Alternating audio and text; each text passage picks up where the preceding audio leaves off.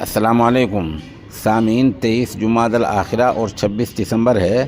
خبر کا عنوان ہے سلمان رشدی کی کتاب شیطانی آیات ہندوستان میں پھر سے ملنے لگی ہے۔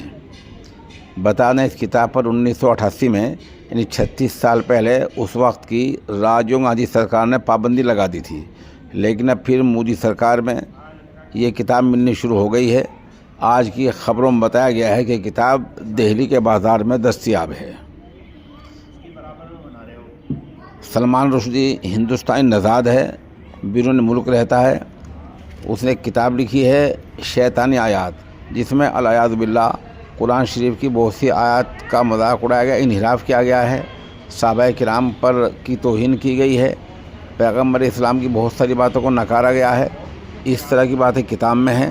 36 سال پہلے اس کتاب پر بین کر دیا گیا تھا، لیکن اب دوبارہ آج کی خبروں میں بتایا گیا ہے کہ ہندوستان کے دہلی کے بازار میں کتاب ملنے لگی ہے۔